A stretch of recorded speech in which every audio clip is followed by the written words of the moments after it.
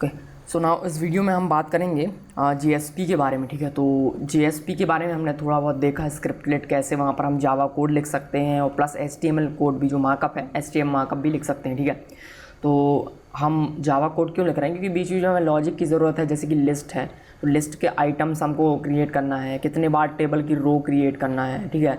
जितने आइटम्स है उतनी रोज़ क्रिएट करना। तो ये कुछ डायनेमिक जो डेटा है, डायनेमिक कंटेंट हमको क्रिएट करने के लिए यहाँ पे हम यूज़ कर रहे हैं JSP का।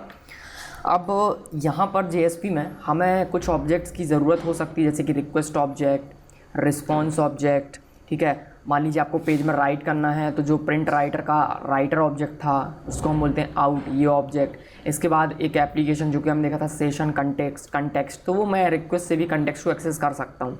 इसके बाद हमें सेशन मैनेज करने के लिए जो सेशन ऑब्जेक्ट है HTTP सेशन ऑब्जेक्ट, ये भी हमें जो JSP है उसमें ज़रूरत पड़ सकती है कहीं ना कहीं।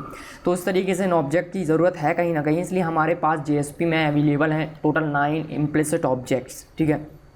इम्प्लिसिट ऑब्जेक्ट्स हम इनको क्यों कह रहे हैं? क्योंकि ये हमको पहले से बने बनाए मिलते हैं, हमको बनाने की ज़रूरत यहाँ पे नहीं होती है, ठीक है। जैसे कि अगर मैं बात करता हूँ सर्वलेट की, तो सर्वलेट की जो मेथड होती है सर्विस, या फिर मैं बात करूँ डू गेट की, या फिर हम देखें डू पोस्ट की, तो इसमें मुझे दो ऑब्जेक्ट मिलते हैं। पहला है रिक्वेस्ट ऑब्जेक्ट और दूसरा है रिस्पॉन्स ऑब्जेक्ट। तो इनको मैं कह सकता हूँ सर्वलेट के इम्प्लिसिट ऑब्जेक्ट, जो कि मुझे पहले से बने बनाए मिल रहे हैं। वैसे ही JSP में मुझे बनाए बनाए मिलते हैं। तो JSP में एक फ़ाइल हमने क्रिएट किया .jsp, ठीक है।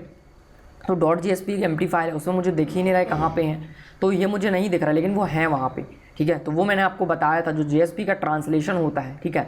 JSP का जो ट्रांसलेशन होता है वो क्या है? वो एक सर्वलेट में होता है। तो सर्वलेट के अंदर बहुत सारे ऑब्जेक्ट्स थे जो कि हमको पहले से बने बनाए मिल रहे हैं, जिनको हम कहते हैं इम्प्लिसिट ऑब्जेक्ट्स।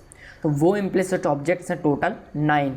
नाउ एक एक करके हम आने वाली वीडियोज़ में इसको डिस्कस करेंगे, कौन कौन से वो 9 इम्प्लिसिट ऑब्जेक्ट्स हैं जो कि हमें JSP में अवेलेबल हैं। तो एक लिस्ट देख लेते हैं। सबसे पहले है यहाँ पर आउट वेरिएबल, ठीक है। उसके बाद दूसरा है मेरे पास रिक्वेस्ट ऑब्जेक्ट है। तीसरा है मेरे पास रिस्पॉन्स।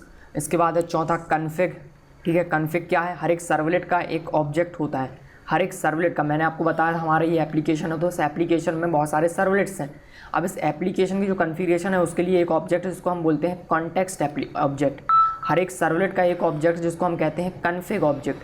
तो इस JSP का जो कि एक सर्वलेट है, तो ये जो JSP है वो क्या है? एक सर्वलेट है, तो इसका भी कन्फिग ऑब्जेक्ट है, तो वो कन्फिग ऑब्जेक्ट है ये, ठीक है। इसके बाद है पांचवा ऑब्जेक्ट है हमारे पास एप्लीकेशन ऑब्जेक्ट, ठीक है। तो जैसे हमारे पास वेरिएबल्स हैं उस तरह से मैं यहाँ पे लिख रहा हूँ। तो एप्लीकेशन में A स्मॉल है, तो ये एप्लीकेशन ऑब्जेक्ट, ये क्या है? ये एप्लीकेशन में जो कॉन्टेक्स्ट ऑब्जेक्ट हम जिसको कहते हैं गेट सर्वलेट कॉन्टेक्स्ट, ये कॉन्टेक्स्ट ऑब्जेक्ट जो रेफरेंस है वही है एप्लीकेशन ऑब्जेक्ट, ठीक है। इसके बाद हमारे पास छठवा है सेशन ऑब्जेक्ट, ठीक है। सेशन ऑब्जेक्ट ये हमको डायरेक्टली एक्सेसिबल है इसमें। इसके बाद हमारे पास है एक और पेज कॉन्टेक्स्ट। तो अभी हम देखेंगे स्कोप के बारे में पढ़ेंगे, ठीक है। तो टोटल 4 तरीके के स्कोप होते हैं। पहला है कन्फिग, जो है पहला है request of scope, application scope, session scope और पेज कंटेक्स्ट स्कोप। इसके बाद हमारे पास 8वां जो ऑब्जेक्ट है वो पेज ऑब्जेक्ट। और उसके बाद पेज क्या है? पेज करंट सर्वलेट को रिप्रेजेंट करता है, मतलब जो सर्वलेट का जो ऑब्जेक्ट होता है ना उसको मैं कहता हूँ पेज, ठीक है। इसको मैं दिस की हेल्प से भी एक्सेस कर सकता हूँ, लेकिन मैं आपको पेज की हेल्प से भी कर सकते हैं। इसके बाद जो 9th एंड लास्ट ऑब्जेक्ट है वो है एक्सेप्शन।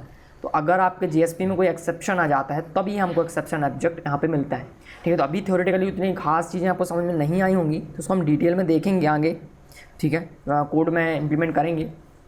तो एक बार यहाँ पर देख लेते हैं। जो आउट है वो क्या है? प्रिंट राइटर का ऑब्जेक्ट है। जैसे कि हम कहते थे रिस्पॉन्स डॉट गेट राइटर कहा, उससे मुझे प्रिंट राइटर का एक ऑब्जेक्ट मिलता था, वो ऑब्जेक्ट हमको आउट में पहले से मिलेगा, ठीक है ना। उसमें आप देखिए जो आउट है, आउट मुझे कहाँ से मिल सकता है? रिस्पॉन्स ऑब्जेक्ट से मिल सकता है, ठीक है। तो मैं यहाँ पे इनको काट देता हूँ जो मुझे कहीं और से मिल सकते हैं, ठीक है। जैसे कि आउट है तो ये मुझे मिल जाएगा रिस्पॉन्स ऑब्जेक्ट से, ये रहा रिस्पॉन्स ऑब्जेक्ट, ठीक है ना। कन्फिग कहाँ से मिलेगा मुझे? कन्फिग भी मुझे मिल जाएगा। मैं रिक्वेस्ट डॉट कहूँगा गेट सर्वलेट कन्फिग, तो मुझे गेट सर्वलेट कन्फिग मिल जाएगा। एप्लीकेशन मुझे कहाँ से मिलेगा? कन्फिग मिलेगा, तो उससे मैं कंटेक्स्ट भी मिल जाएगा। सेशन भी मुझे मिल जाता है इस रिक्वेस्ट ऑब्जेक्ट से। जो पेज कॉन्टेक्स्ट है वो मैं दिस की हेल्प से ले सकता हूँ। और जो पेज है, पेज कॉन्टेक्स्ट नहीं, पेज कॉन्टेक्स्ट को आप नहीं क्रिएट कर सकते। जो पेज है, पेज में क्या होता है? दिस, मतलब कि करंट सर्वलेट का ऑब्जेक्ट। तो इसको भी मैं दिस की हेल्प से कर सकता हूँ। लेकिन ये इस तरह के अलग से क्यों बनाए गए हैं, क्योंकि जो JSP अगर उसमें मैं ये मेथड्स कॉल करता रहूँगा dot gate servlet config dot फलाना डॉट ढिमका, तो कहीं ना कहीं प्रॉब्लम होगी। तो ये अगर हमको आसानी से एक्सेसिबल है, मैं डायरेक्टली इनको एक्सेस कर सकता हूँ, ठीक है। तो मैं इसको दिखाऊंगा आपको जो अल्टरनेटिव वे है, जो हमारा मैंने बताया मेथड्स को कॉल करके भी हम इसको कर सकते हैं, लेकिन अगर हम इनकी हेल्प से करेंगे तो बहुत आसानी हो जाएगी हमको काम करने में, ठीक है। तो नेक्स्ट वीडियो में हम देखेंगे, एक नया प्रोजेक्ट क्रिएट करेंगे और उसमें हम इन ऑब्जेक्ट्स के बारे में वहाँ पर समझेंगे, ठीक है। सो इस वीडियो में अभी इतना ही।